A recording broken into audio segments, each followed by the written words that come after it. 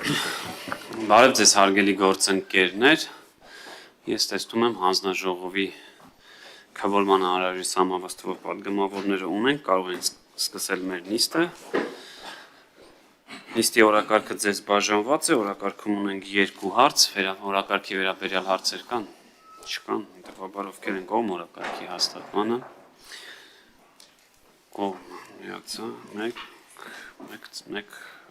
ձեռն պահավանաբար։ Չէ, ընդդիմությունից մարդում ենք։ Շատ լավ, այդ դեպքում սկսում ենք մեր առաջին հարցից, Հայաստանի Հանրապետության կառավարության եւ Հունաստանի Հանրապետության կառավարության միջև մշակութային արժեքների հափշտակումը, անօրինական պեղումները եւ ապօրինի ներմուծումը, արտահանումը եւ դրանց նկատմամբ սեփականության իրավունքի փոխանցումը կանխելու եւ դրանք իրենց ծագման երկրի ռեստիտուցիայի մասին համաձայնագիրը վերացնելու մասին հարցը։ Ավերացնելու մասին հարցը, ինչ երկար ընթերցվելու այս հարցը քվեարկությունից առաջ այդ խորհրդան։ Շատ լավ, հիմնական զեկուցող կրթության, գիտության, մշակույթի եւ սպորտի նախարարի տեղակալ Արթուր Մարտիրոսյան, իսկ հանձնաժողովի տեսակետը խորհրդանին կներկայացնի պարոն Բաբայանը, այս պահին լսենք պարոն Արթուր Մարտիրոսյանին, համեցեք։ Շնորհակալություն, բարև ձեզ, հարգարժան պարոն Գաբրելյան, հանձնաժողովի հարգելի անդամներ, հարգելի գործընկերներ, ձեր քննարկմանն եմ ներկայացնում Հայաստանի Հանրապետության կառավարության եւ Հունաստանի Հանրապետության կառավարության միջև մշակութային արժեքների հափշտակումը, անօրինական պեղումներ եւ ապօրինի ներմուծումը, արտահանումը եւ դրանց նկատմամբ սեփականության իրավունքի փոխանցումը կանխելու եւ դրանք իրենց ծագման երկիր ռեստիտուցիայի ենթարկելու մասին Հայաստանի Հանրապետության օրենքի նախագիծ է։ Պետք է տեղեկացնեմ, որ համապատասխանաբար կառավարության որոշումը եղել է 2025 թվականի նոյեմբերի 25-ին եւ այնուհետ Սահմանադրական դատարանը իր դեկտեմբերի 23-ի որոշմամբ հավանության է արժանացրել այս օրենքի նախագիծը։ Սա մի նախագիծ է, որ արդեն վերնագիրը կարծես թե այնքան տարողունակ է, որ հուշում են ինչի մասին է։ Հայաստանի եւ Հունաստանի միջև մշակութային համագործակցության առումով կարևոր համաձայնագիր է, սա որպես մի հանգամանք, որ կուզեին գծել, այսինքն երկկողմ հարաբերությունների զարգացման համար, երկրորդը սա մեր համար նաեւ նախադեպ է հնարավոր այլ երկրների հետ նման համաձայնագիր կնքելու համար, որով իհարկե կպաշտպանվեն մեր մշակութային արժեքները եւ լրացիչ գործիքակազմ կստեղծվի մշակութային արժեքների պաշտպանության համար։ Առաջին հանգամանքի առումով հայ-հունական երկկողմ հարաբերությունների ես կուզեի ընդգծել, որ ունենք վերջին շրջանում հատկապես մշակույթի ոլորտում համագործակցության բավականին ինտենսիվություն եւ իրենց նախարարներ մեր մոտ այցելել եւ այդուհետ անցյալ տարի մեր նախարարը Տիկին Անդրեասյանը հուլիսին երրորդի այցով գտնվել է Հունաստանում եւ ի թիվս տարբեր համաձայնագրերի, որ մեր մշակութային տարբեր կառույցներ իրար հետ ստորագրել են հունական կողմի հետ, խոսքը թանգարանների, գրադարանների, կինոյի ոլորտում եւ այլ համագործակցության մասին է, նաեւ մի կարեւոր համաձայնագիր էր այս համաձայնագիրը։ Պետք է նշեմ, որ համաձայնագրով նախատեսվում է այդ մշակութային արժեքների մասին տեղեկատվության փոխանակում, վերապատրաստումներ եւ դրանով միայն ոլորտը, այսինքն սա հերթական պոզիտիվ քայլ է այդ ոլորտում օրենսդրությունը զարգացնելու առումով։ Ես կուզեի նաև, այսինքն ազգային ժողով բավարարացման է բերվել մի պատճառով, որ կան որոշակի ֆինանսական հնարավոր հատկացումներ ենթադրող դրույթներ, մասնավորապես խոսքը երկու բանի մասին է, մեկը մասնագետների վերապատրաստումների մասով, որ կա նման կետ, դա կարծեմ վերաբերում է հոդված 3-րդի 4-րդ կետն է, ինչպես նաև մյուս կետը դա այդ հոդված 5-րդի ներողություն հոդված 4-րդի 5-րդ կետն է, որը վերաբերում է համաձայնագրի շրջանակներում մշակութային արժեքների վերականգնման եւ ռեստիտուցիայի հետ կապված ծախսերի հոգմանը, որը ենթադրում է, որ տվյալ երկրի բյուջեից պետք է լինի։ Ես կարող եմ ասել, որ այս երկու դեպքում էլ մենք բյուջետային հատկացումների կարծում եմ անգամ վերաբաշխման կարիք չենք ունենա, որովհետեւ մենք տարբեր թանգարաններ ունեն իրենց վերապատրաստումների ծրագիրը, այսինքն սա շարունակ որակական գործընթաց է, մյուս կողմից էլ եթե իսկապես նման խնդիր ծագի, որ որևէ մշակութային արժեք վերադարձնենք կամ հակառակը փոխանցենք, այդ դեպքում իհարկե այսինքն մեր դեպքում ծախսերը կառաջանան, եթե մենք վերադարձնենք, որը եւ լիովին, հա, այսինքն այսպես ասած շատ ընկալելի ծախս կլինի, եթե նման խնդիր առաջանա, մենք իսկապես մշակութային արժեք վերադարձնելու խնդիր ունենանք։ Ես այսքանը թերևս պետք է ասեմ, որ հունական այսօր եմ հենց դեսպանի հետ խոսել, մեր դեսպանի հետ Հունաստանում, ասել եմ, որ իրենք եւս արդեն ուղարկել են, այսինքն կառավարության հաստատումը անցել է իրենց մոդել օրենքի նախագիծը եւ ուղարկել են իրենց խորհրդարան, կարծես թե եթե մենք հավանության արժանանա, համընթաց գործընթաց կունենանք։ Շնորհակալ եմ, այսքանը։ Շնորհակալ ենք, պարոն Մարտիրոսյան։ Հարցեր ունեք։ Համեցեք, պարոն Բաբյան։ Շնորհակալություն, պարոն Մարտիրոսյան, հանգամանալից զեկույցի համար։ Կարծում եմ գրեթե ամեն ինչ պարզ է, միակ հարցը, որ ոչ քաջածանոթ մարդու մոտ կառաջանա, ինչն է փոխում, սա ինչ է սա տալիս, այսինքն առանց սրա ընդունման, եթե հայտնաբերվի մշակութային արժեք հանդիսացող իր առարկա ինչ ընթացակարգով արդյոք իրավական բազան թույլ չի տալիս եւ սրանով ինչ է ավելանում։ Շնորհակալություն, շատ լավ հարցի համար։ Ես կուզեի նշել, որ կա միջազգային որոշակի օրենսդրություն շրջանակ, այս հարցը կարգավորող, մասնավորապես կա ՅՈՒՆԵՍԿՕ-ի 1970 թվականի մշակութային արժեքների ապօրինի ներմուծումը, արտահանումը եւ դրանց նկատմամբ սեփականության իրավունքի փոխանցումը արգելելու եւ կանխելու մասին կոնվենցիա։ Կոնվենցիայից բացի 1978 թվականին նույն ՅՈՒՆԵՍԿՕ-ի շրջանակներում ստեղծվել է միջկառավարական մարմին, որտեղ Հայաստան ունի ներկայացուցիչ, այսինքն focal point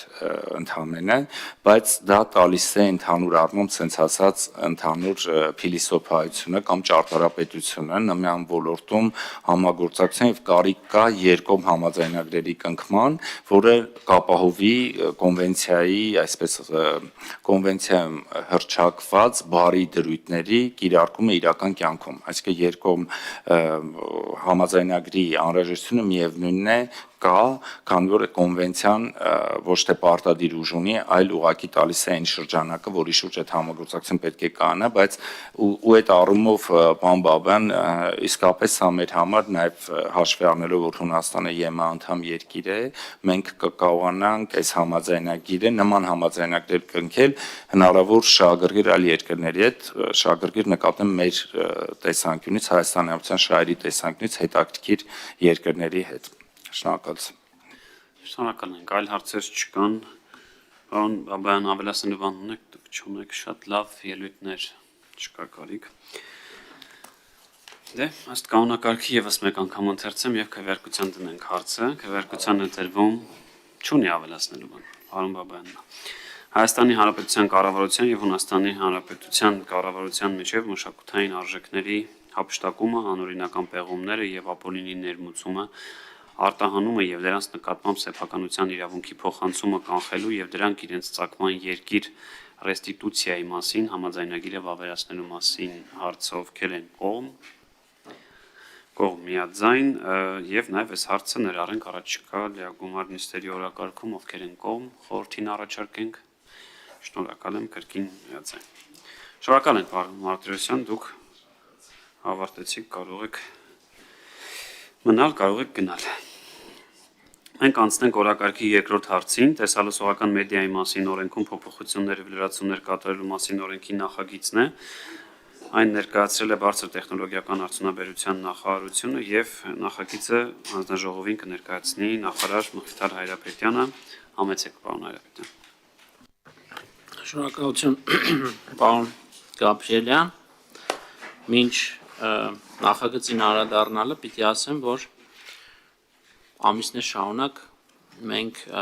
աշխատել ենք այս նախագծի, այս փաթեթի վրա եւ օգտվելով առիթից ուզում եմ շնորհակալություն հայտնել ձեր գլխավորած հանձնաժողովին, փորձագետների ներգրավվածության եւ պատգամավորների ներգրավվածության համար, Հայաստանի հեռուստատեսության եւ ռադիոյի հանձնաժողովի գործընկերներին, պարոն Հակոբյանի եւ իր թիմի գլխավորությամբ, որովհետեւ իրապես մեծ ծավալի աշխատանք է կատարվել, կարծում եմ այսօրվա քննարկումը նաեւ ցույց կտա այդ աշխատանքը, իսկ թե ինչի մասին է այս փաթեթը, տեսեք իրականում տեսալսողական մեդիայի մասին օրենքը կարգավորում է ամբողջ դաշտը, սահմանում է հեռուստատեսության եւ ռադիոյի հանձնաժողովի պարտականությունները, հանձնաժողովի լիազորությունները, գործառույթները եւ ըստ էության ՑՊԱՀ-ս գործող կարգավորումները մեծամասամբ գալիս են ապահովելու հեռուստաբովանդակության, հեռուստառադիոբովանդակության որակը, հիգիենան նախ եւ առաջ ուրեմն հանրային մուլտիպլեքսի տարածքում, որպեսզի մեր քաղաքացիին, որոնք որ կհետևեն այս հանձնաժողովի նիստին ավելի պարզ լինի, հանրային մուլտիպլեքսը այն տիրույթն է, որտեղ շուրջ 3, ավելի քիչ 3 տասնյակից հեռուստաալիքներ յուրաքանչյուրի տանը հասանելի են, այսինքն այս տիրույթում հեռարձակվող հեռուստակոնտենտի համար անհրաժեշտ կարգավորումներն են մինչ օրս գործով, բայց գաղտնիք չէ, որ նոր տեխնոլոգիաները գալիս են ավելացնելու մի քանի այլ շերտեր, հանրությանը մատուցելու հեռուստառադիոբովանդակությամբ հաղորդումներ կամ ծրագրեր, եւ սրանք մի կողմից նոր հնարավորություններ են ստեղծում հեռուստադիտողի համար, մյուս կողմից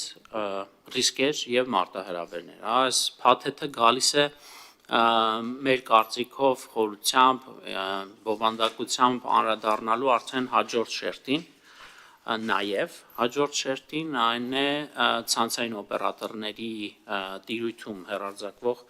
հեռուստահաղորդումներին կամ հեռուստածրագրերին։ Նախ եւ առաջ այս նախագծով մենք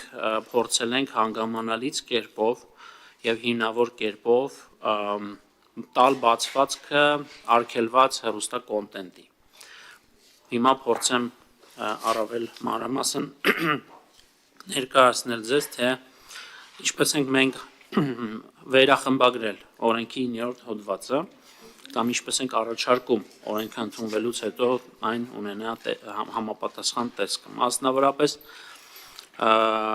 օրենքն ընդունվելու դեպքում կարգելվեն տեսալսողական հաղորդումներում սահմանադրական կարգը բռնի տապալելու, պատերազմ քարոզելու նպատակ հետապնդող տեղեկատվության տարածումը, բռնություն եւ դաժանություն քարոզ պարունակող տեղեկատվության տարածումը, ազգային, ռասայական, սեռային, կրոնական ատելություն բորբոքելու, տարիքային հաշմանդամության, անձնական կամ սոցիալական բնույթի այլ հատկանիշներով խտրականություն սերմանելը կամ նման նպատակ հետապնդող տեղեկատվության տարածումը, պոռնկագրության տարածումը, քրեորեն պատժելի կամ օրենսդրությամբ արգելված այլ արարքների կոչերի տարածումը, քրեական ենթամշակույթի քարոզ պարունակող ֆիլմերի եւ տեսալսողական հաղորդումների հեռարձակումը, բացառությամբ իհարկե սույն օրենքի 9-րդ հոդվածի 4-րդ մասով նախատեսված դեպքերի, ուղիղ եթերի ժամանակ սույն հոդվածի առաջին մասով բացառությամբ 4-րդ կետի սահմանված արգելքները խախտելու դեպքում հեռարձակողը պատասխանատվության չի ենթարկվում, եթե իրավախախտման մասին ուղիղ եթերում զգուշացվել կամ հայտարարվել է, իսկ կրկնակի կոչի դեպքում ուղիղ եթերը դադարեցվել է, կարգավորող պետական մարմինը օրենքով իրեն վերապահված վերահսկողական գործառույթների իրականացման ընթացքում քրեական օրենսգրքով արգելված արարքի հատկանիշներ հայտնաբերելու դեպքում դիմում է իրավասու մարմիններին, էրոտիկ բնույթի տեսալսողական հաղորդումները եւ սարսափողական հայտ բռնություն պարունակող ֆիլմերը, քրեական ենթամշակույթի քարոզ պարունակող ֆիլմերն ու տեսալսողական հաղորդումները, ինչպես նաեւ անչափահասների առողջության մտավոր եւ ֆիզիկական զարգացման դաստիարակության վրա հնարավոր բացասական ազդեցություն ունեցող հաղորդումները կարող են եթեր հեռարձակվել ժամը 24:00-ից մինչև 6:00, արգելվում է օտարերկրյա տեսալսողական ծրագրերում ՀՀ ներքաղաքական կյանքին միջամտության բովանդակության տարածումը, սույն հոդվածի առաջին մասի 2-րդ, 3-րդ կետերով եւ 4-րդ մասի նախատեսված տեսալսողական հաղորդումների նկատմամբ տարածվող չարաշահման արգելքների չափորոշիչները սահմանում է կարգավորող պետական մարմին, այսինքն հեռուստատեսության եւ ռադիոյի հանձնաժողովը, պետության հայտարարած սգո եւ հիշատակի օրերին արգելվում է հեռարձակողների կողմից զվարճալի հաղորդումների եւ գովազդի հեռարձակումը, Հեռարձակողները կամ օպերատորները սույն հոդվածի 4-րդ մասով սահմանված տեսալսողական հաղորդումներն առանց ժամային սահմանափակումների կարող են տարածել սպառողների կողմից այդ հաղորդումների հասանելիության արհեստական արգելքի ներդրման տեխնիկական հնարավորության առկայության դեպքում եւ վերջին կետով արգելվում է հեռարձակողի ոչ գծային տեղեկատվության դեպքում օպերատորի կողմից տեսալսողական ծրագիրը կամ տեսալսողական հաղորդումը առանց դրանց գույքային իրավունքները տիրապետող անձի համաձայնության տարածումը։ Սրանք ըստ էության վերաբերում են արգելքներին, այսինքն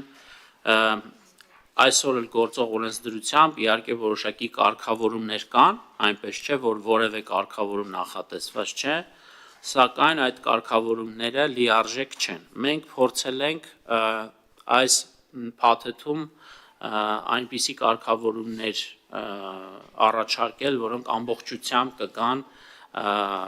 փակելու հնարավոր բոլոր ռիսկերը, իսկ արդեն խախտումների պարագայում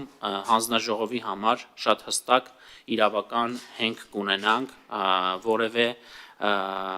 սանկցիոն գործողություն իրականացնելու համար։ Հաջորդ բաժնում, պարոն Գաբրիելյան, ես ամբողջը ներկայացնեմ, հետո հարցեր լինեն։ Հա, կարող ենք, որպեսզի, քանի որ ծավալը մեծ է, բայց բլոկ գնանք, թե ամբողջը ես ներկայացնեմ, վերջում։ Ինչպես ես հարմար եմ, եկամ Դե ամբողջը ներկայացնեմ, չեմ ուզում ուղղակի ձանձրացնել, բայց փորձեմ հնարավորինս կարևոր մասերը ներկայացնել, ամբողջը չեմ ընթերցի բնականաբար։ Հաջորդ մասում օրենքի 49-րդ հոդվածում մի քանի փոփոխություններ ենք նախատեսում, հիմնականում կկենտրոնանամ ես բովանդակային փոփոխությունների վրա, մասնավորապես առաջարկում ենք հետևյալ լրացումը կատարել,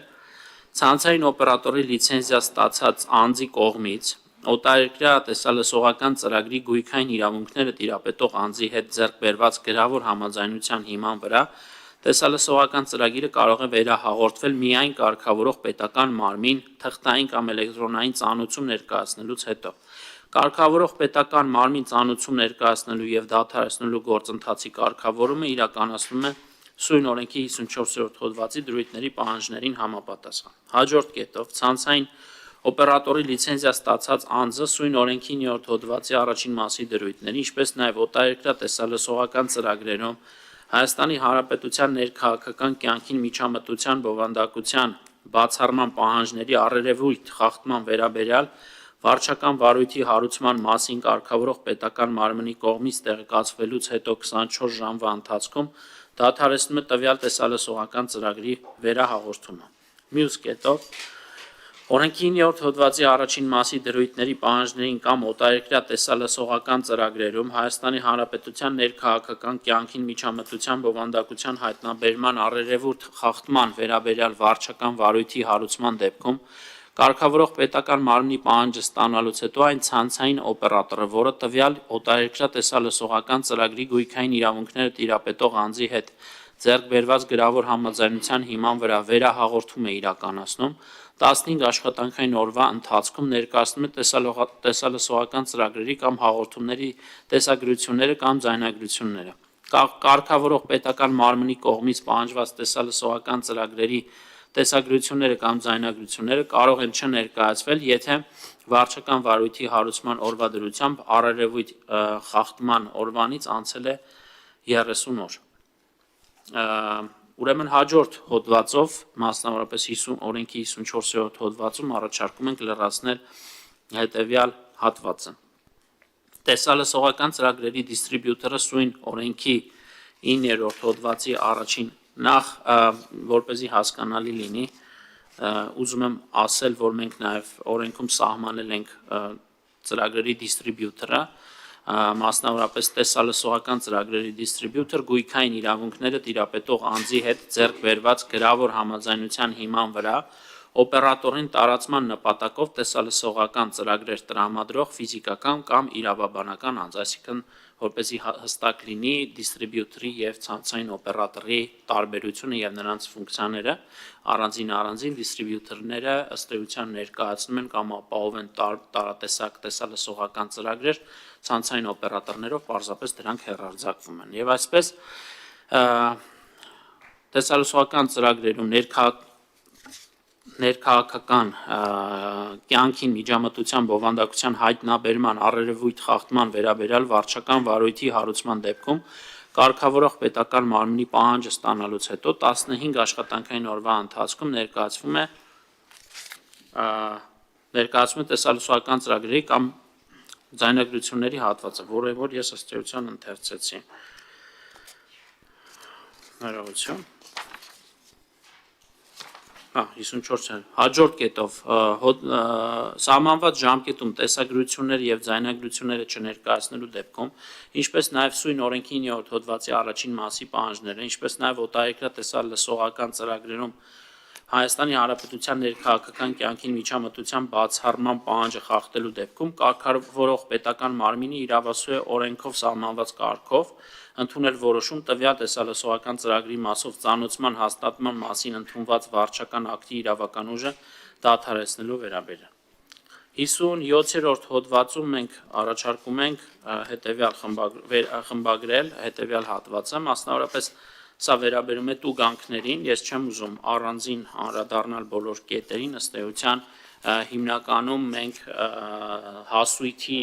շեմով պայմանավորված կամ հասույթի հիմքով պայմանավորված տուգանքների մոդելն ենք փոխել հազարապատիկների նվազագույն աշխատավարձի համապատասխան հազարապատիկ տուգանքների սահմանմամբ տարբեր խախտումների պարագայում, բնականաբար անհրաժեշտության պարագայում կարող եմ ամբողջ ընթերցել, թե որ խախտման պարագայում ինչ չափսի տուգանք է նախատեսում օրենքով սահմանել։ 58-րդ հոդվածում համապատասխան հետևյալ լրացումն ենք առաջարկում կատարել ցանցային օպերատորի լիցենզիայի գործողության կասեցումը եւ դադարեցումը հատվածում ցանցային օպերատորի լիցենզիայի գործողությունը կասեցվում է առավելագույնը 30 օր ժամկետով, եթե ցանցային օպերատորը սույն օրենքի 57-րդ հոդվածի 41-րդ մասով սահմանված հիմքով 1 տարվա ընթացքում 3 անգամ ենթարկվել է վարչական տույժի, ցանցային օպերատորի տեխնիկական միջոցները չեն համապատասխանում ընդունված ստանդարտներին, որի հետևանքով վտանգ է սպառնում մարդկանց առողջությանը կամ արգելքներ են ստեղծում այլ հեռարձակողների կամ օպերատորների գործունեության համար, ցանցային օպերատորի կողմից առանց որևէ հիմնավոր պատճառի 72 ժամ շարունակ վերահաղորդում չի իրականացվել,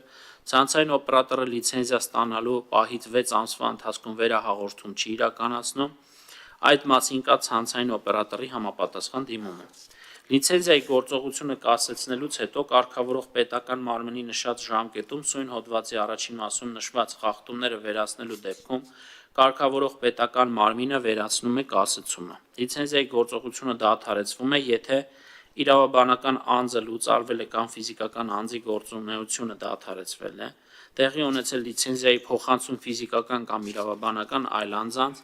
լիցենզավորման համար ներկայացված փաստաթղթերում էական նշանակություն ունեցող կեղծ կամ խեղաթյուրված տեղեկություն է հայտնաբերվել եւ այսպես շարունակ։ Եզրափակիչ եւ անցումային դրույթներում մի քանի ուրեմն կետեր ենք մենք սահմանել, որոնցից ըստ էության որ անհրաժեշտություն կլինի ցանկանում եմ ընթերցել հետեւյալ երկուսը։ Կարգավորող պետական մարմնի կողմից սույն հոդվածի երկրորդ մասով սահմանված ժամկետում չափորոշիչների ուժի մեջ մտնելուց հետո 4 ամսվա ընթացքում տեսալսողական ծրագրերի դիստրիբյուտորներն ու ցանցային օպերատորները իրականացնում են անհրաժեշտ գործողություններ, իրենց գործունեությունը տեսալսողական մեդիայի բնագավառը կարգավորող օրենսդրությունը համապատասխանեցնելու նպատակով ըստ էության օրենքը ուժի մեջ մտնելուց հետո որոշակի խելամիտ ժամանակահատված ենք մենք սահմանել, որպեսզի նաև խնդիր չառաջացնենք ուրեմն դիստրիբյուտորների եւ ցանցային օպերատորների համար եւ իհարկե կարգավորող պետական մարմնի վրա ըստ էության դրվում է պարտավորություն կրկին 4 ամսյա ժամկետի ընթացքում ուրեմն Հայաստանի Հանրապետությունում վերահաղորդվող բոլոր տեսալսողական ծրագրերի համապատասխանության ստուգման գործընթաց իրականացնել Հայաստանի Հանրապետության օրենսդրության անհամապատասխանության մասին կարգավորող պետական մարմնի կողմից որոշում չկայացնելու դեպքում թույլտվությունը համարվում է տրամադրված ավտոմատ կերպով։ Շնորհակալություն։ Շնորհակալ եմ, պարոն նախարար, հարցեր հաստատ կլինեն, այս հատամ ձեր թույլտվությամբ ես սկսեմ։ Պարոն նախարար, ես ճիշտ եմ հասկանում, որ մենք այս փոփոխությունների շարքով ըստ էության գրեթե ամբողջությամբ նույնականացնում ենք հանրային մուլտիպլեքսի լիցենզիա ստացած հեռուստաընկերությունների եւ կաբելային ցանցերով, ինչպես էր կոչվում, հեղինակազորված ալիքների նկատմամբ պահանջները։ Եթե ոչ ամբողջական, ապա գոնե նոր բան ենք ավելացնում։ Հետագայում նաև պարոն Հակոբյան, ձեզ էլ հնարավորություն կտամ այս մասն էլ շարունակենք, էլի։ Ինչի եմ սա ասում, լավ, մյուս հարցերս ձևակերպեմ, որովհետև հիմնական խնդիրը ինչն էր, այդ թվում արդարացիորեն հանրային մուլտիպլեքսում, հա, այդ նույն բանի այդ հեռացեի գումարը վճարող մեր հեռուստաընկերությունները նշում էին, որ ամսական 7 միլիոն կամ 8 միլիոն դրամ վճարելը որոշակի անհավասար պայմաններ էր ստեղծում իրենց եւ օրինակ հեղինակազորվածների։ Ես կառաջարկեմ նաեւ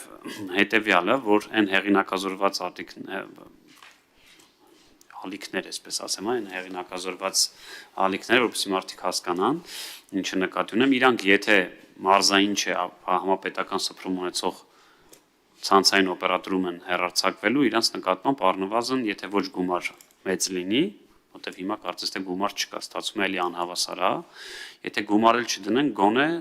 նվազագույն 20 կամ 30% այդ հանրօգուտ հաղորդումների պարտադրանք տնենք։ Այսինքն իրանք ըստ էության դուրս են եկել հանրային մուլտիպլեքսից, բայց հանրային մուլտիպլեքսի նման ծածկույթ ունեցող օրինակ այսօր մեր ցանցային օպերատորների մեծ մի քանիսը առնվազն հանրապետության գրեթե ողջ տարածքով ծածկույթում սփռում ունեն եւ եթե որևէ հեռուստաընկերություն այդտեղ հեղինակազորվել է ձեզ մոտ եւ հանրապետական սփռում ունի, ինքը պետք է հանրօգուտ հաղորդումներ օրինակ ունենա։ Ես առաջին երկրորդ ընթերցում սա կառաջարկեմ, երկրորդը այստեղ գրության մասով ես կարծում եմ չնկատեցի, որ կա գրած թե չէ, կարողա չեմ նկատել այդ նախընտրական քարոզչական այդ գրությունը։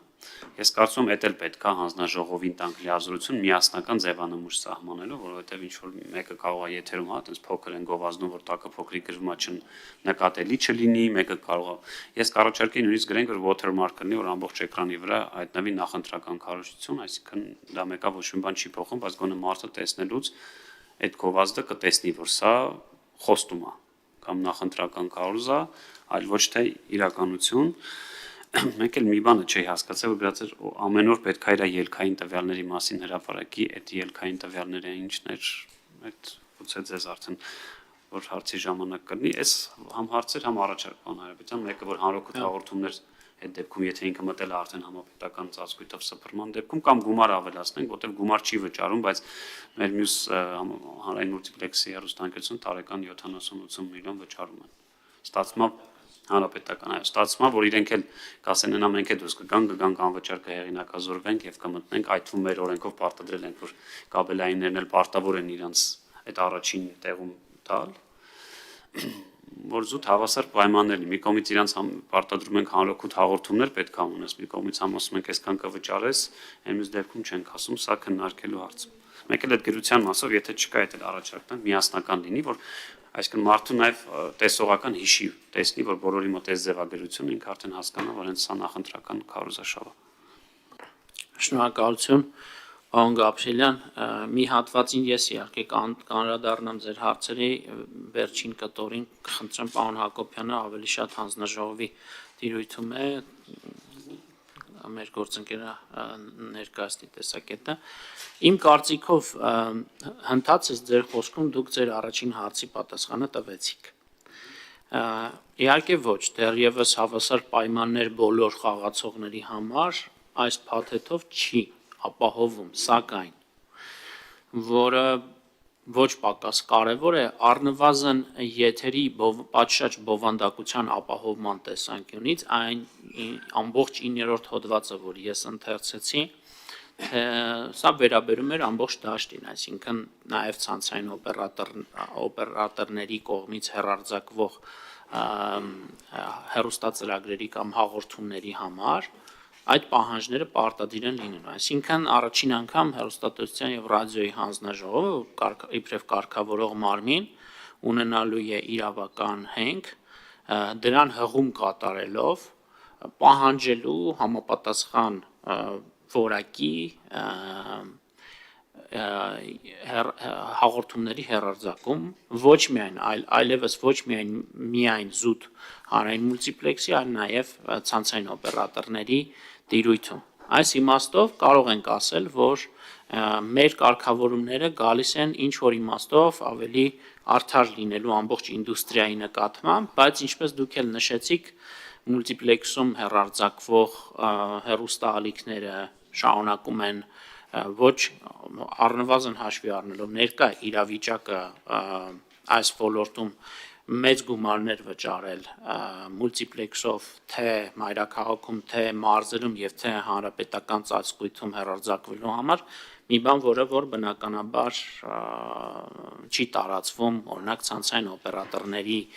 տիրույթում հեռարձակվող կամ ինչպես ասում ենք մալուխային հեռուստատեսության շերտում հեռարձակվող հեռուստաալիքների համար այնտեղ այլ խաղի կանոններ են գործում բիզնեսը բիզնեսի հետ եւ այս իմաստով իհարկե չունենք մեկ միասնական ընդհանրական խաղի կանոն, սակայն եթերի բովանդակության տեսանկյունից ակնհայտ է, որ այս փոփոխությունները գալիս են ինչ որ իմաստով առնվազն նվազագույն համընդհանուր կանոններ սահմանելու բոլոր հեռուստաալիքների համար եւ որ ոչ պակաս կարեւոր է նաեւ մենք այս փոփոխություններով որոշակի ստանդարտներ ենք սահմանում նաեւ դիստրիբյուտորների համար, այսինքն եւ խախտումների պարագայում ձևակերպում ենք սանկցիան, այսինքն որ պարագայում հանձնաժողովը հնարավորություն կունենա կամ կասեցնել կամ դադարեցնել լիցենզիան, իհարկե թողնելով երկխոսելու որոշակի հնարավորություն հենց օրենսդրությամբ ցանցային օպերատորի հետ, այսինքն ցանցային օպերատորը խախտման պարագայում, եթե համագործակցային եղավ ըստ էության, մենք ոչ թե կմտնենք պատժի կամ սանկցիայի դաշտ, այլ պարզապես կկարգավորենք, հոգ կտանենք, որպեսզի հենց ինքը ցանցային օպերատորը իրականացնի այդ գործառույթները եւ ոչ թե հանձնաժողովը արդեն սանկցիաներ կիրառի ցանցային օպերատորների նկատմամբ։ Իսկ հաջորդ հատվածին թերևս պարոն Հակոբյան Շատ լավ։ խնդրեմ։ Ձեզ էլ հետ կհասնի կտանք, որտեղ այնտեղ էլի հարցեր կլինեն նախային, պարոն Հակոբյան, ձեզ առանձին խոսք կտամ։ Շատ լավ, այսինքն գոնե առնվազն այդ լրատվության եւ ընտրությունների մասով հավասար դաշտ են բերում, այսինքն եթե պայմանական որևէ հանրային մուլտիպլեքսի հեռուստաընկերություն նախընտրական շրջանում, ասենք 30 րոպեից ավել չի կարող որևէ եթերաժամանակ տալ, դա պետքա տարածվի նաեւ ցանցային օպերատորներով հեռարձակվող հեղինակազորված այդ ալիքների նկատմամբ, էլի որ նաև հավասար պայմաններ լինի։ Միայն լրատվականը չէ, ընդհանրապես։ Այդ ինչպես դուք թվարկեցիք, սկսած պորնոգրաֆիկ նյութերից մինչև այո, այն ինչ ամբողջը նկարագրվեց, այո, մասամբ կամ մեծավ մասամբ դա ենթադրում է լրատվական նյութերին, տեղեկատվական տարատեսակ հաղորդաշարին, բայց ոչ միայն։ Այո, սա նաև ինչ որ առումով պաշտպանություն է հանրային մուլտիպլեքսում գործող հեռուստաընկերությունների համար էլի արդար է դաշտ բերելով բոլոր խաղի կամ մասնակիցներին համեցեք պարոն Հասանով։ Պարոն Հայրապետյան, դուք զեկուցման մեջ նշեցիք, որ տեսալսողական օրգաններում արգելվում են մի շարք միջոցառումներ, նշեցիք հատկապես շատ ճիշտ էր բռնություն եւ դաժանություն քարոզող պարունակող տեղեկատվության տարածել ազգային ռասայական սերային կրոնական ատելություն բորբոքելու տարիքային հաշմանդամության անձնական կամ սոցիալական բնույթի եւ այլ հատկանիշներով խտրականություն սահմանել եւ այլն։ Սրանք բոլորը գիտենք եւ ունեն պատժամիջոցներ առանցին քրեական օրենսգրքով։ Սակայն ես ուզում եմ իմանալ վերջին ժամանակներից եւ ընդհանրապես Facebook-ում, TikTok-ներում բացարձակ սուտ տեղեկություններ են տարածում անձի նկատմամբ վիրավորանքներ, ծայրահեղ վիրավորանքներ եւ սեռական բնույթի հայհոյանքներ, սրանց դեմ ինչպես կարելի առնել մասսայական ձևով, որպեսզի խրատ լինի մնացածները այդպիսի քայլերի չդիմեն։ Շնորհակալություն։ Նախ ասեմ, որ դուք ճիշտ նշեցիք, այն ինչ մենք զետեղել ենք այս նախագծում քրեական օրենսգրքով պատժելի է։ Բայց մենք գտնում ենք, որ այդուհանդերձ հեռուստատեսության եւ ռադիոյի հանձնաժողովի գործունեության կամ գործառույթները իրականացնելու տեսանկյունից շատ կարեւոր է, որ ընդգծվի, օրենքով սահմանվի, թե օրինակ որ պարագայում հենց ինքը հանձնաժողով բացի նրանից, որ տվյալ անձը քրեական պատասխանատվության պիտի ենթարկվի, ինչ սանկցիաներ պիտի կիրառվեն հեռարձակողների նկատմամբ, այսինքն այս իմաստով այդուհանդերձ մեզ համար կարևոր էր, որ այս տեսանկյունից եւս մենք քրեորեն պատժելի արարքները եւս սահմանենք հենց տեսալսողական մեդիայի մասին օրենքում։ Երկրորդը բուն ձեր հարցին անդրադառնալով, պարոն Հասանով, պիտի խոստովանեմ, որ շատ մեծ եւ շատ բարդ կոմպլեքս խնդրի մասին եք դուք բարձրաձայնում, որը ունի մեկ քայլանոց լուծում եւ չեմ կարծում, որ նաեւ ունի որևէ մեկ գերատեսչություն այնպիսի մանդատ, որ կարողանա ամբողջությամբ հասցեագրել այդ խնդիրները եւ լուծել, առավել եւս տեսալսողական մեդիայի մասին օրենսդրության տեսանկյունից մենք ձեր նշած խնդիրը չենք կարող դիտարկել։ Այսինքն հստակ արձանագրենք, որ խոսքը կամ տեսալսողական կամ մի խոսքով տեսալսողական կոնտենտին է վերաբերում, ընդ որում, ինչպես ես նշեցի, մենք հերթով փորձում ենք կարգավորել դաշտը, հանրային մուլտիպլեքսը կարգավորել ենք մեր կարծիքով, առնվազն փորձել ենք հնարավորինս աշխատող օրենսդրություն ունենալ, այնտեղ որտեղ բացեր են լինում, պարբերաբար մենք անդրադառնում ենք դրանց եւ դրանց մեծ մասը նաեւ հիմա կտարածենք օրենքը ընդունվելու պարագայում ցանցային օպերատորների վրա, այսինքն այդ շերտում հեռարձակվող։ Երրորդ շերտը դա համացանցն է, որը մարտահրավերները ստեղծում ոչ միայն Հայաստանի Հանրապետության կառավարության կամ ազգային ժողովի համար կամ առհասարակ հասարակության համար, այլև ցանկացած աշխարհի ցանկացած երկրի համար, սա իհարկե չի նշանակում, որ մենք պիտի համակերպենք, որ որևէ կանխարգելիչ գործողություններ չանենք, ավելին ասեմ, որ մենք նաև օգտվելով առիթից այսօր էլ հանձնառություն ենք ստանձնում արդեն հաջորդ փուլով անդրադառնալու համացանցային տիրույթում որոշակի կանոնակարգումներ իրականացնելու, օրինակ, եթե հեռուստատեսության եւ ռադիոյի հանձնաժողովը կարձանագրի, որ իրավախախտում է տեղի ունեցել այս կամ այն տնտեսավարողի, այսինքն հեռարձակողի կողմից, մենք ակնկալում ենք, որ օրինակ օպերատորների հետ համապատասխան աշխատանք տանենք հասկանալու արդյոք տեխնիկապես հնարավոր կլինի նաև համացանցային տիրույթում տվյալ արդեն իսկ իրավախախտում համարվող ծրագրերի արգելափակումը իրականացնել, բայց սա հեշտ աշխատանք չէ։ Եվ ես պետք է խոստովանեմ, որ սա մեկ քայլանի աշխատանք չէ, սա նշանակում է, որ ինչու, ես շատ պարզ ասեմ, որպեսզի հասկանալի լինի դրա բարդությունը։ Հանրային մուլտիպլեքսի պարագայում կա տեխնիկական հնարավորություն այս կամ այն հեռուստահաղորդումը կամ ծրագիրը ուղղակի վայրկյանների ընթացքում արգելափակելու ֆիզիկապես։ Այսինքն հիմնվելով հեռուստատեսության եւ ռադիոյի հանձնաժողովի զեկույցի վրա կամ կայացրած որոշումների վրա հանձնաժողովի կա տեխնիկական եւ ֆիզիկական հնարավորություն տեսալսողական հաղորդումը արգելափակելու։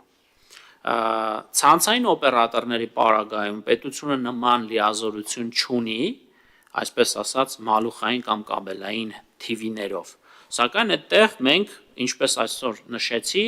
այնպիսի մոդել ենք ընտրել եւ առաջարկում սահմանել օրենքով, որ հենց ինքը ցանցային օպերատորը կարողանա կարգավորել դաշտը, բնականաբար նորից հիմք ընդունելով հեռուստատեսության եւ ռադիոյի հանձնաժողովի ուրեմն եզրակացությունները եւ որոշումները։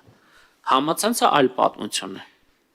Այն կարգավորումները, որոնք որ մենք սահմանում ենք եւ կարող ենք հետեւել, որպեսզի դրանք կյանք ունենան, աշխատեն պրակտիկ հողի վրա,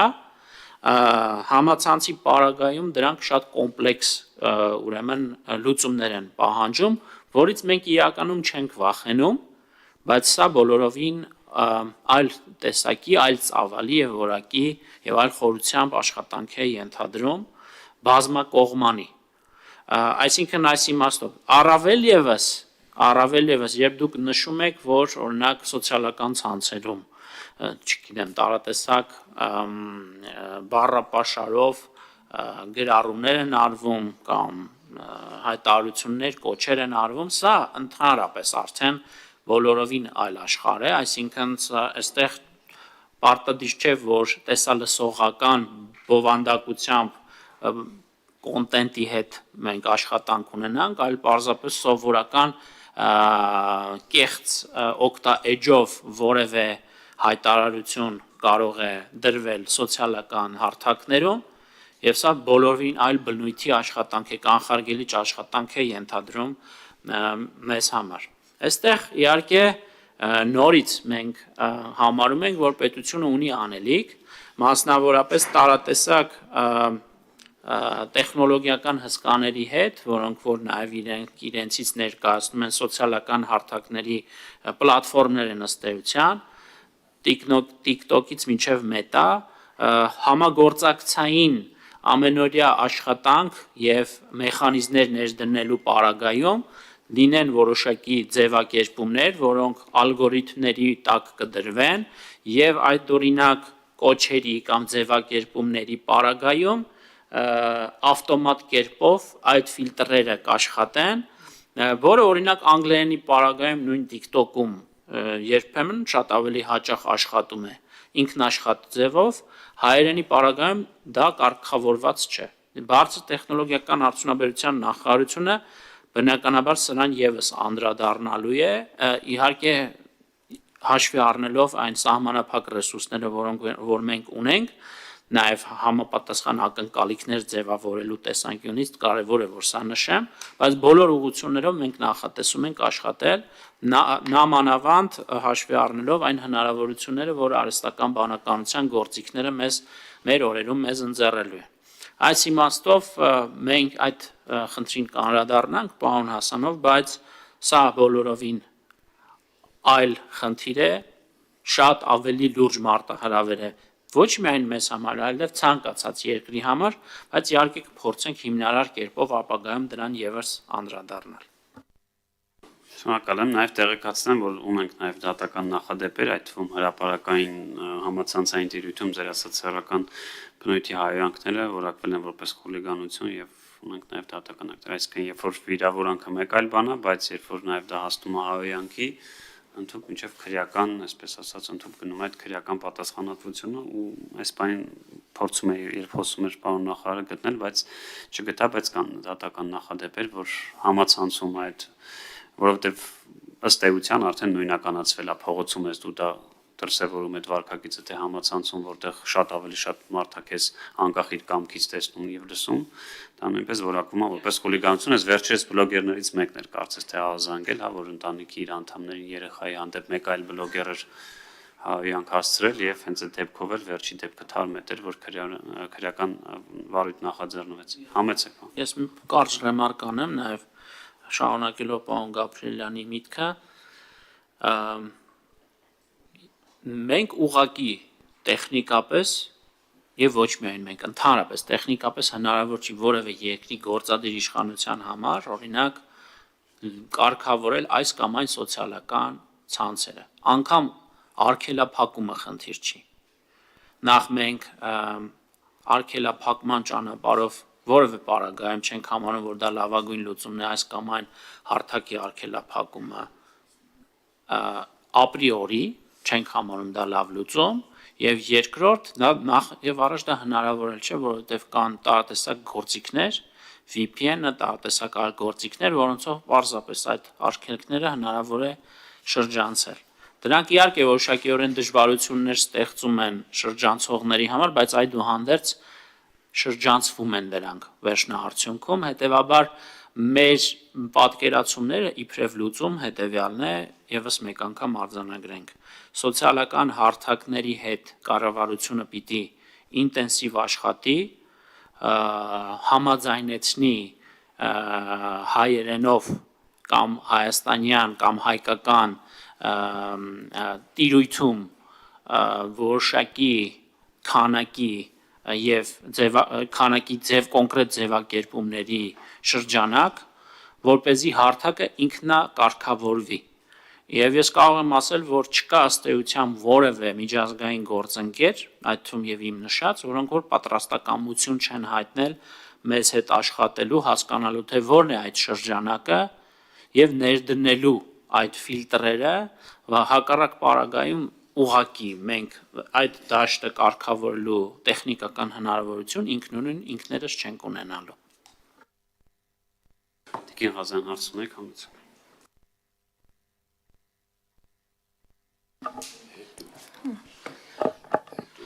Շնորհակալություն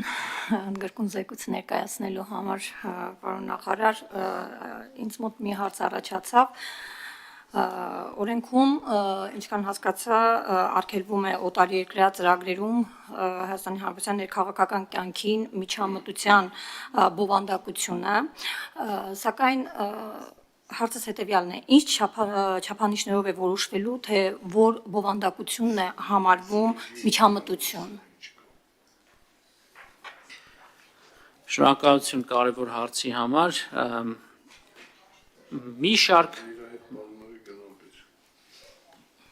Մի շարք գործառույթներ կան, որոնք մենք չենք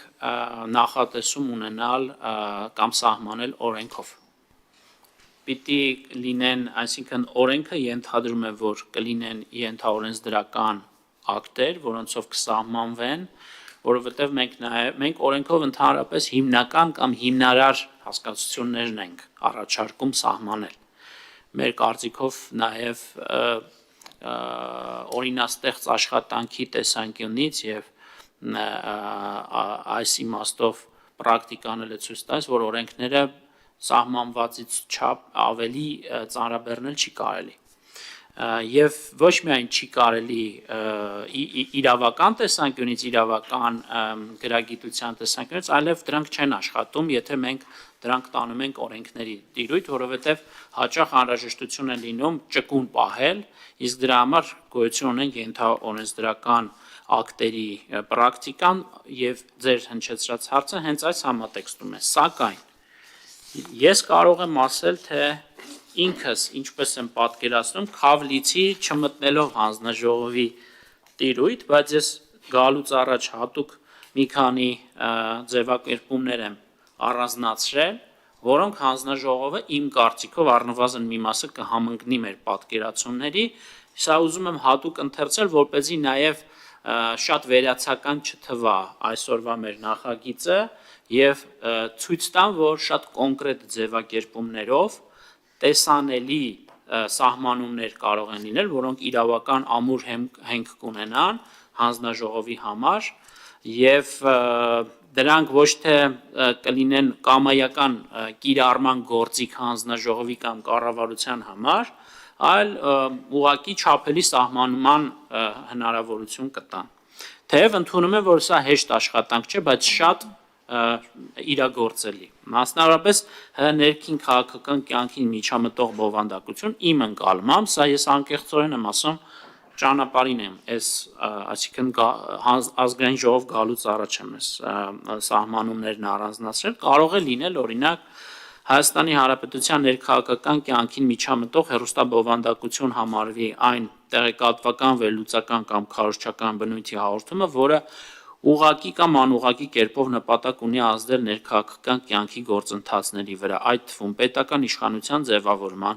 ընտրությունների կամ հանրաքվեների, քաղաքական կուսակցությունների կամ շարժումների գործունեության, հանրային կարծիքի ձևավորման ներքին քաղաքական հարցերի վերաբերյալ։ Հաջորդ կետով ստեղծվում, ֆինանսավորում կամ խմբագրվում է օտար պետության, օտար պետական մարմնի կամ դրանց հետ փոխկապակցված կազմակերպության կողմից եւ չի հանդիսանում չեզոք տեղեկատվության փոխանցում, այլ պարունակում է քաղաքական դիրքորոշման քարոզ, կոչեր, գործողության կամ դիմադրության, պետական ինստիտուտների լեգիտիմության խաթարում, կոնկրետ քաղաքական ուժի կամ գործչի աջակցություն կամ վարկաբեկում։ Նաև կարող ենք ասել, թե օրինակ ինչը չի համարվում միջամտություն, օրինակ չգիտեմ, որպեսզի ընդդիմությունը հիմնականում ընդդիմադիր հատվածից կարող է այս մտահոգությունները արտահայտվել, որը շատ լեգիտիմ է, մի շարք կամ առնվազն ոչ թե լեգիտիմ կամ հասկանալի կարող է լինել, որպեսզի չհնչի այնպիսի մտահոգություն, որ ցանկացած քննադատություն այս օրենսդրությամբ կարելի է արգելել եւ դրա տակ ցանկացած մեկնաբանություն անի հանձնաժողովը եւ այս կամ այն հաղորդումը փակի, օրինակ օտարերկրամի հաղորդման, որի խախտման դեպքում օրինակ ընդդիմությունը կարող է չքննադատել, այդպիսի պրակտիկա եւս ունենք։ Իմ կարծիքով մենք կարող ենք նաեւ օրենքում հստակ նշել, որ ներքաղաքական միջամտություն չի համարվում փաստերի վրա հիմնված լրատվական հաղորդումը, բայց առանց գնահատականների։ Այսինքն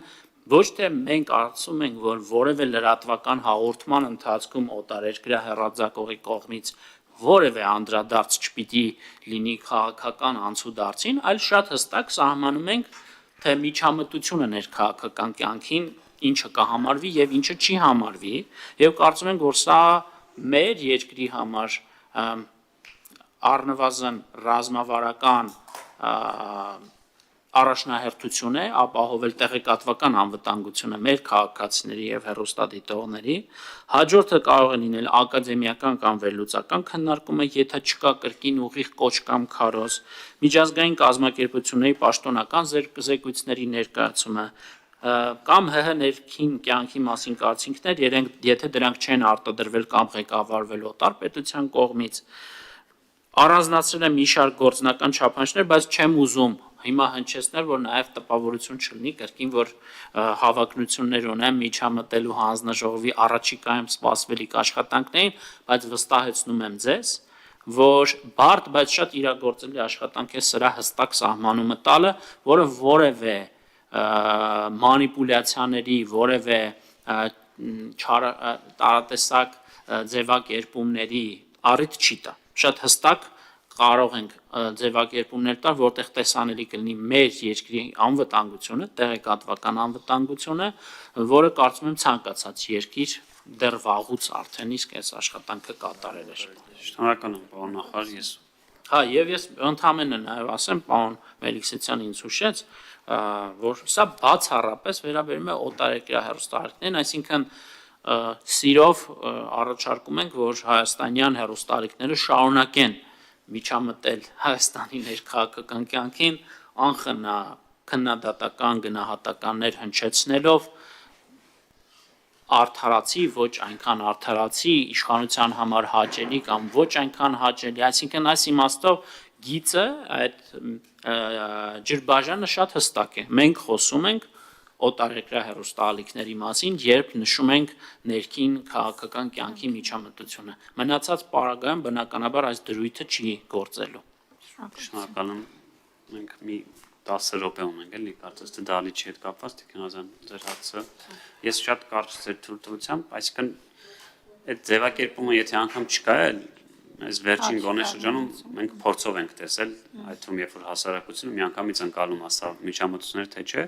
շատ ավելի պարզ ասած կարող ես ասել ինչ է եղել, բայց եթե սկսես ասել ինչպես պետք է լինի, այդ արդեն միջամտություն է, այսինքն այդ թվում ես մեր նիստը կարան լուսաբանեն ինչ եղավ որում հարցրեց, բայց եթե այդտեղ լինի նաև կարծիք թե ինչ պետք է ասել նախարարը կամ ինչ պիտի ասի այստեղ նախարարը, դա ակնհայտ միջամտություն է մեր գործերին, ներեցեք, համեցեք։ Ինչ կլինի, որ ասեն ինչ պետք է ասի նախարարը, օրինակ լուսաբանել ես, Արոն Հակոբյան կփակի։ Ես մի քանի տեխնիկական հարցեր եւ նաեւ բովանդակային հարցեր ունեմ, պարոն Հայրապետյանի ասածից առաջացած հարցեր, չգիտեմ, եթե Տիկին Խերանյան օրինակ հարց ունենա, կարամ զիջեմ այս 10 րոպեն ընդդիմությանը, եթե չէ, վստահ եմ այս քննարկումը, պարոն Հակոբյանին էլ եմ ուղղում այս հարցերը, ու ինձ թվում է պարոն Հակոբյանը ավելի լավ կարձագանքի սրանց, եթե հիմա թողնենք ձևակերպեմ, ու սա նաև հույս ունեմ լիագումար նիստերի դահլիճում կհնչի, արդեն պարոն Հայրապետյան կլինի հիմնական զեկուցողը, մի քանի տեխնիկական հարց, պարոն Հակոբյան, մենք գիտենք քանի նոր ալիքի մասին է խոսքը, այսինքն քանի նոր մոնիթորինգի ենթակա հեռուստաալիք ունենք մեր այս կարգավորումով գալու է ձեր դաշտ։ Երկրորդը ունենք մենք այդքան մոնիթորինգի ռեսուրս եւ եթե ոչ ոնց ենք պատրաստվում լրացնել, օրինակ, չգիտեմ, ասես պարոն Հայրապետյանը AI գործիքներով եւ այլն։ Կուզենամ նաեւ սա ցանցային օպերատորների մասին, ինտերնետային ալիքների մասին չի, մի քանիսը նշեք, որ sense շոշափելի մարդիկ հասկանան ինչի վրա էլի, օրինակ ինչ վրա ուշադրություն դարձնեն եւ ձեզ զանգեն, ասեն թեժ գծին, չգիտեմ, կամ ձեզ գրեն բանով Facebook-ով, ասեն, այստեղ խախտում կա, որովհետեւ ես ակնկալում եմ, որ նաեւ քաղաքացիները կօգնեն այդ մոնիթորինգի հարցում։ Երրորդ բանը, որ կուզենայի ասել, արդյոք օրինակ շաբաթներ առաջ էր, եթե չեմ սխալվում, Սոլովյովը իր հաղորդումներից մեկում ասել էր, որ Հայաստանը պետք է հատուկ ռազմական օպերացիա իրականացնի Ռուսաստանը։ Սա ինքան, չգիտեմ, ներքին գործերի միջամտել է թե պարզապես ագրեսիվ ռետորաբանություն, բայց Սոլովյովի հաղորդումները փակ են Հայաստանի այն մուլտիպլեքսային հատվածում, որտեղ պետք է լինեին։ Միշտեր օրինակ մի լրատվական, ես կամ կոնկրետ օրինակ բերեմ, առաջին EM-ը իր լրատվականով դրել է այդ հատվածը եւ խնդրել է մեկնաբանել հյուրին, այսինքն վերահեռարձակել է։ Հյուրը բնականաբար քննադատել է, մեկնաբանել է, թե ինչու է դա խնդիր, ինչ խնդիր է առաջացնում, ինչպիսի արձագանք պետք է տար Հայաստանի կառավարությունը եւ այլն, էլի, ինչ որ ոչ կուսակցական հյուր է։ Արդյոք սա նույնպես ենթակա սանկցիայի, եթե վերահեռարձակել է։ Եվ այս նաև պարոն Հայրապետյան ձևակերպումներից ես հասկացա, թե մոտավորապես ես բանան եմ, երևակայեմ ինձ պարոն Գեգամ Մանուկյանը։ Հիմա եթե մենք օրինակ մեր բաները քաղաքացիական պայմանագրի պատգամավորները եւ այլ քաղաքական դերակատարներ, որոնք հարում են մեզ, մենք ասում ենք Սոլովյովի այդ հայտարարությունը խնդրահարույց է, միջամտության փորձ է, ռազմական ագրեսիայի կոչ է, այս մեր ընդդիմադիր գործընկերները, որը հաստատ հնչել է պարոն Հայրապետյան լիագումարնիստների դահլիճում, ասում են, որ երբ որ Հական Ֆիդանը ասում է, որ Հայաստանում գործող կառավարությունը խաղաղության օրակարգն է առաջ մղում եւ մենք ողջունում ենք դա եւ հարցումներն էլ ցույց են տալիս եւ հույս ունենք, որ առաջիկայում նույնպես կշարունակվի այդ քաղաքական գործընթացը ԿՊ-ի հաղթանակով կամ ինչ-որ մի ձևակերպում, բավական դիվանագիտական, բայց ասում են այն էլ է միջամտություն Հայաստանի ներքաղաքական կյանքին։ Մեկ այլ դեպքում օրինակ, եթե չեմ սխալվում, Մայա Սանդուն ասել էր, որ Հայաստանի դեմ հիբրիդային պատերազմ է ծավալվում եւ մենք պատրաստ ենք օգնել մեր փորձառությամբ Հայաստանի կառավարությանը։ Մի այլ դեպքում Եվրամիությունը դրա մասնոր է ուղարկում կառավարությանը, որպեսզի այդ նախընտրական process-ների ժամանակ այս սրանք, որ ու դրանց ուղեկցում են հայտարարություններ, այդ հայտարարությունները հեռարձակվում են։ Ես գիտեք իմ դիրքորոշում, ես կարծում եմ, որ այնքան նուրբ է այդ սահմանը, որ երբեմն պետք է ուղղակի բաց թողնել, ով ինչ ուզում է ասի։ Բայց ես կուզենամ, որ դուք նաև որպես կիրառող, այս օրենսդրությունը կիրառող, ասեք, ոնց եք տարբերելու Ֆիդանի, Սանդուի, Սոլովյովի հայտարարությունների դուգինի ինչ-որ բաներ էլի, տենց մոտավորապես տեքստեր ասե Սոլովյովի նման, ոնց եք տարբերելու, որն է միջամտություն, որն է աջակցություն, որն է դիվանագիտություն, մանավանդ երբ որ խոսքը կառավարող կուսակցությանն է վերաբերում, կարող է աշխարհի բոլոր կառավարությունները, բան, տես ինչ-որ բարեկրթությունից ելնելով, ասեն, դե մենք իրանց աջակցում ենք, այդ ընդունված պրակտիկա է։ Շնորհակալություն, այն քննության ժամանակ որ հարց են տալի, որ կտրեն է, այմատորապես երկրորդ հարցը տենց հարց էր, շատ դժվար է ու շատ բազմազան, կփորձեմ շատ կարճ պատասխանել, ժամանակ չունեմ շնորհակալություն հայտնելուց, այսպես, պարոն նախարար։ Շնորհակալություն իհարկե եւ նախարարությանը եւ հանձնաժողովին, որտեղ հանձնաժողովի ձեր էքսպերտները շատ լավ աշխատում էին։ Նախարարությունում մենք տասնյակ ժամեր ենք անցկացրել այս նախագիծը քննարկելու համար, բայց սա երկրորդ մասում պատասխանեմ ձեր հարցին։ Առաջինը շատ կարճ, մենք ցանցային կաբելային ցանցերում ունենք մոտ 300 վերահեռարձակվող հաղորդում, պլյուս-մինուս, մոտորապես այս վերջի 5-6 տարիների մեջ նույն թիվն է եղել 280-ից 320, որոնցից մոտ 40-ը հեղինակազորված, այսինքն նրանք, որոնք այսպես թե այնպես մեր վերահսկողության տակ են, քաղաքական հասարակական ուղղվածություն ունեցողներ, օրինակ, չգիտեմ, Ազատությունն է, Հանրային երկրորդ հայկական երկրորդ հեռուստաալիքն է, Երկիր մեդիան է, Առաջինայինը ինքը չի հեռարձակվում հիմա։ Ինքը ունի լիցենզավորման բան, բայց երկար ժամանակ չի արձակում ոչ մի կաբելային ցանցով, այսինքն այսպես թե այնպես այդ 40-ը մշտադիտարկվում է, հա։ Մնաց 260 պայմանական կամ նույնիսկ 300։ Որն է խնդիրը այստեղ։ Այդ 300-ից այսպես ասեմ, ուշադրության արժանային միայն մոտ 2 տասնյակ հեռուստաընկերություն, որովհետև մեծ առումով, չգիտեմ, հա, բանը National Geographic-ի ալիքները, նրանք իրենց կողմից հեղինակների այնքան էթիկայի կանոններից բռնած, միջև բռնությունը բացառող, միջև իրանց այսինքն մշտադիտարկման կարիք չկա, հա, այսինքն էլի իրանց, այսինքն այդ որոնք հանրօգուտ ուղղություն ունեն կամ սպորտային հաղորդումները, հա, մենք չենք կարծում, որ կարիքը կա դրանց մշտադիտարկելու եւ եթե Աստված չանի, այո, եթե Աստված չանի մի բան լինի, առաջինը մենք իմանանք, երկրորդը բողոքների ինստիտուտը կա, որը շատ կարևոր բաղադրիչներից մեկն է մեր գործունեության, այստեղ մենք խնդիր չունենք։ Մենք արդեն այդ 300 ցանկը, հա, արդեն մեր մոտ դրված է եւ մենք կամաց ովքեր են հիմնադիրը, ովքեր են պայմանագիր կնքած, որ երկրի արտադրանքը ինչ լեզվով է, մենք այդ աշխատանքը, երբ որ մենք սկսեցինք այս նախագծի վրա աշխատել, արդեն կատարվում է եւ մեր հաշվարկներով կա մոտ 2 տասնյակ օտար երկրի հեռարձակող, որոնք այսպես թե այնպես ուշադրության կարիք ունեն, իսկ դա մեծ ծավալ չի, դա մեծ ռեսուրս չի մեր համար, եւ մենք կարծում ենք, որ այս տարի Աստված տա շուտ ընդունվի այս օրենքը, մենք մինչեւ տարվա վերջ կաշխատենք, այն ժամանակ մի հատ կարողանանք գնահատել, հա, մեր հնարավորությունները, մեր կարիքները եւ դրանով կմտնենք եւ ձեր մոտ եւ կառավարություն։ Հա, պարտադիր։ Հա, 45 օր է թե 30։ 45 օր հեռարձակողները, կաբելայինները 30 օր, հա, ինչը բավարար է եւ աշխարհում որևէ պետություն չկա, որտեղ հեռարձակողները մինիմում 30 օր պարտավորություն չունեն պահելու, այսինքն մենք նա ենք խնդրում հավելյալ ոչ դիստրիբյուտորների վրա, ոչ ցանցային օպերատորների մենք որևէ բան չենք դնում, հա, պարտավորություն չենք դնում։ Այս առաջի հարցը, այսինքն յոլա կտանենք, այսպես ասած, միջև տեսնենք, որտեվ միջև մենք չփորձարկենք պրակտիկայով շատ դժվար է ասել հետագան ինչ կլինի։ Երկրորդ է ինձ կտրելու ցանկությամբ հարցը։ Ֆիդան Սալովիև ամենապարզ հարցն էր։ Տեսեք, Ֆիդանի մոտ ողջույններ ընդամենը եւ մեկնաբանություններ մեր կառավարության քայլերի։ Սալովի մոտ պահանջեր, հա, բռնության կոչեր, որպեսի ինչ որ օտար երկիր, հա, ինքը ինտերվենցիա կիրառի Հայաստանի շատ կարճ այդ երկու նախաձեռնությունը լրիվ բավարար է, որ հասկանանք դրանք տարբեր են, հա,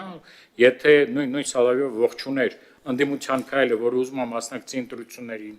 որը Ռուսաստանն հետ ուզում է պայմանագիր կնքի, որևէ այնտեղ բռնության կոչ չկա, դա ողջույն է այն քաղաքական ուժի, որը իրենց կարծիքով, հա, տանում է իրենց օրակարգը։ Ոչ թե եթերով, այլ կոնկրետ օրինակ, ոչ թե Սալավիովը, այլ այդ երկրի արտգործնախարարը աջակցել է Հայաստանի Հանրապետության ընդդիմադիր տեխնացու Վարդան Ղուկասյանին, որին համարել է քաղբանտարկել։ Այս վերջերս նույն արտգործնախարար Ռուսաստանի ասել է, որ իմ կարծիքով Հայաստանի հասարակությունը շատ լավ հասկանում է, որ բաները, չգիտեմ, եվրոպացիները սին խոստումներ են տալի, այստեղ խնդիր չկա, դա մենք չենք կարող ոչ արգելենք, ոչ այդպիսի խնդիր կա, ոչ էլ դա ազատ տեղեկատվական հոսքերի, հա, ֆորմուլան է, որը Հայաստանը որդեգրել է։ Այսինքն մենք պետք է հասկանանք, եթե վերադառնանք էլի Նյու-Յորք հոդվածին, մենք խոսում ենք նրա մասին, ինչ արգելված է օրենքով։ Այսինքն ստեղ ինչ կապված է Սոլովիովի հետ, տեսեք, ինչ հարց է նաև լուծվում այս օրենքով։ Սոլովիովը արգելված է հանրային մուլտիպլեքսում, որտեղ հանրային մուլտիպլեքսի արգելքը դա բարձր տեխնոլոգիական արտոնության նախարարության տիրույթում է, որը հայ-ռուսական պայմանագրի, հա, կողմն է հայկական կողմից։ Ինչ կապված է ցանցային օպերատորների հետ, ապա այնտեղ շարունակվում է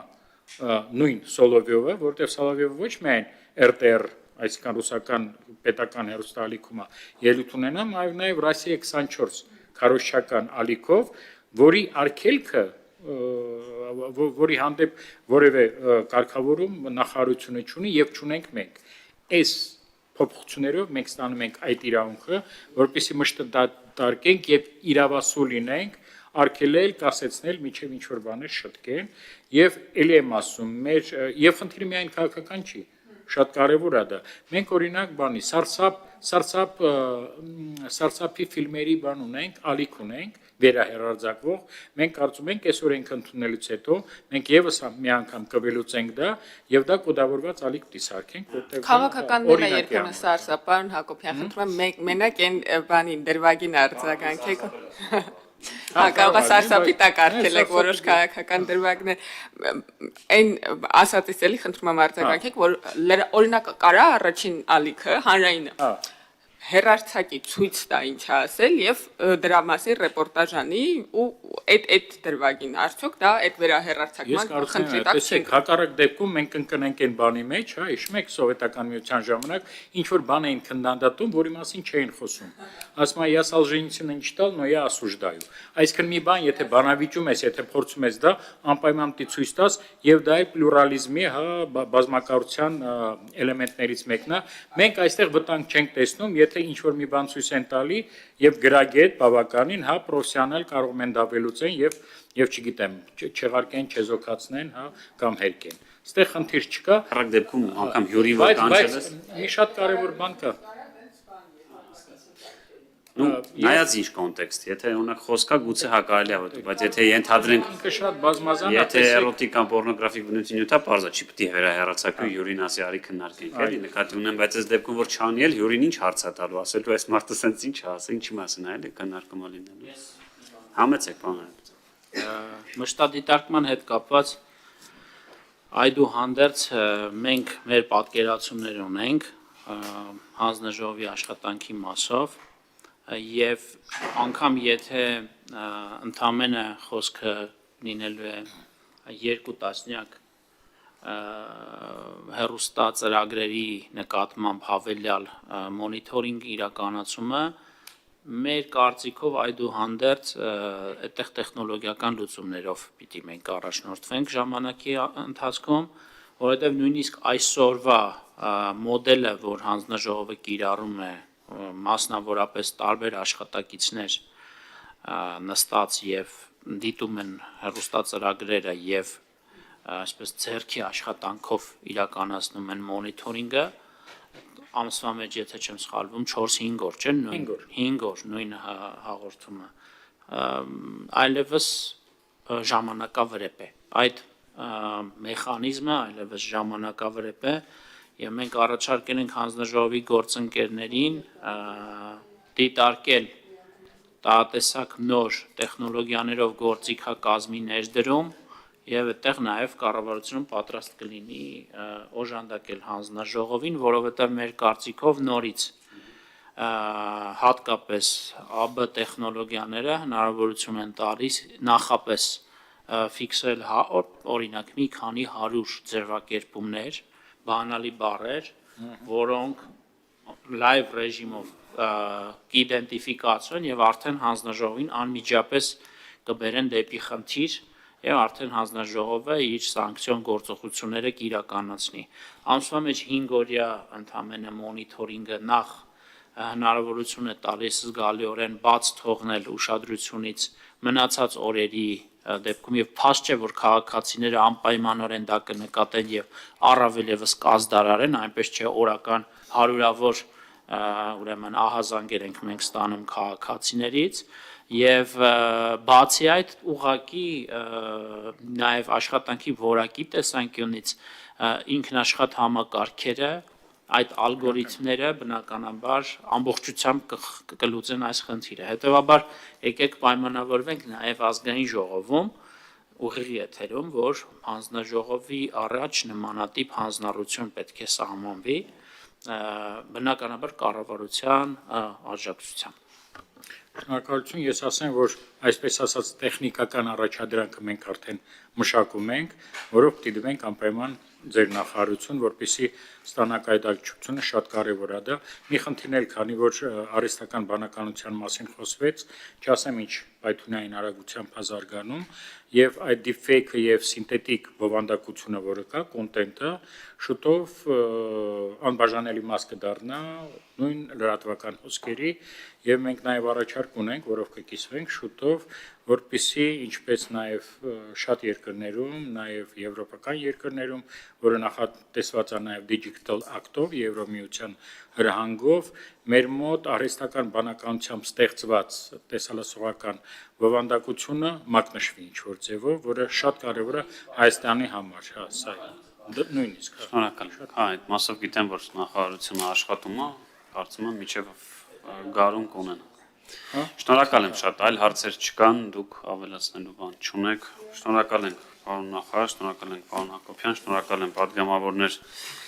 հարցերի համար։ Մի երկու խնդիր էլ կար կապված օրենքի հետ, ավելացնեմ, քանի որ իմ տեսակետը այդպես էլ չասեցի, մի մասը մեզ հավաստիացրեցին, որ առաջինից երկրորդ ընթերցում դա հաշվի կառնեն եւ ինչ-որ փոփոխություններ կմտցնեն, չէ, ես ճիշտ եմ հասկանում, այսպես ինձ ասեցին,